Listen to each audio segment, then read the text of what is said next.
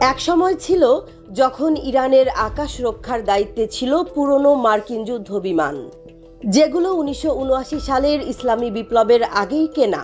কিন্তু এবার তেহরান এমন পদক্ষেপ নিয়েছে যা মধ্যপ্রাচ্যের সামরিক ভারসাম্য বদলে দিতে পারে।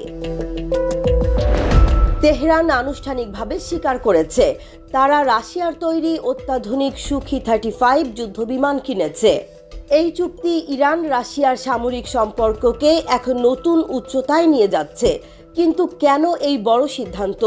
এর পেছনে কি রয়েছে বড় কোনো ভূ রাজনৈতিক কৌশল? ইরানের সামরিক শক্তি বৃদ্ধি ও রাশিয়ার সঙ্গে ঘনিষ্ঠতা যুক্তরাষ্ট্র ও ইউরোপকে চিন্তায় ফেলেছে। বহুদিন ধরে তারা ইরানের ওপর নিষেধাজ্ঞা দিয়ে আসছে, কিন্তু ইরান নিজেদের সামরিক আধুনিকায়ন অব্যাহত রেখেছে। ইরানি সামরিক মুখপাত্র আলী সাদমানি জানিয়েছেন, পুরনো সামরিক সরঞ্জাম বদলানো হচ্ছে এবং প্রয়োজনে আরও শক্তিশালী অস্ত্র কেনা হবে।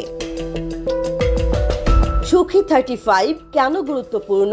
সুপারসনিক গতি, উন্নত রাডার ও অস্ত্র ব্যবস্থা, মাল্টি রোল কমব্যাট ক্যাপাবিলিটি, মার্কিন ও ইউরোপীয় বিমান বাহিনীর সঙ্গে পাল্লা দেওয়ার সক্ষমতা। রাশিয়ার সঙ্গে 20 বছরের সামরিক চুক্তি। শুধু সুখি 35 কেনাই নয়, ইরান ও রাশিয়া সম্প্রতি একটি 20 বছরের কৌশলগত সামরিক সহযোগিতা চুক্তি স্বাক্ষর করেছে। যদিও সেখানে সরাসরি অস্ত্র কেনার কথা উল্লেখ নেই, তবে সামরিক প্রযুক্তিগত সহযোগিতা স্পষ্টভাবে বলা হয়েছে। কেন এই সময়ে এই চুক্তি? বিশেষজ্ঞদের মতে, সিরিয়ার বাশার আল আসাদের সরকার পতনের পর মস্কো তেহরান আরও ঘনিষ্ঠ হতে বাধ্য হয়েছে। ইউক্রেন যুদ্ধের কারণে রাশিয়ার আন্তর্জাতিক অবস্থান দুর্বল হয়েছে। ইরান পশ্চিমাদের নিষেধাজ্ঞা ও মধ্যপ্রাচ্যের অস্থিরতার শিকার। ফলে দুদেশ পরস্পরের ওপর আরও বেশি নির্ভর করছে। চীনের সঙ্গে ইরান ও রাশিয়ার জোট আরও শক্তিশালী হচ্ছে। এই চুক্তি শুধু ইরান ও রাশিয়ার মধ্যকার সামরিক সহযোগিতা বাড়াবে না, বরং এটি মধ্যপ্রাচ্যের ভূ রাজনৈতিক পরিস্থিতিকেও ব্যাপকভাবে প্রভাবিত করতে পারে।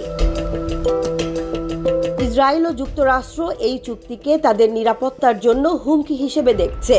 সৌদি আরব ও উপসাগরীয় দেশগুলো এ নিয়ে সতর্ক দৃষ্টি রাখছে। মধ্যপ্রাচ্যে নতুন সামরিক প্রতিযোগিতার আশঙ্কা বাড়ছে। ইরান যদি আরও রুশ প্রযুক্তি পায়, তবে এই অঞ্চলের যুদ্ধ সক্ষমতার চিত্র পুরো বদলে যেতে পারে। এই চুক্তি কি শুধুই সামরিক আধুনিকায়ন, নাকি মধ্যপ্রাচ্যে নতুন কৌশলগত সমীকরণের সূচনা? পশ্চিমারা কি এর প্রতিক্রিয়ায় নতুন পদক্ষেপ নেবে?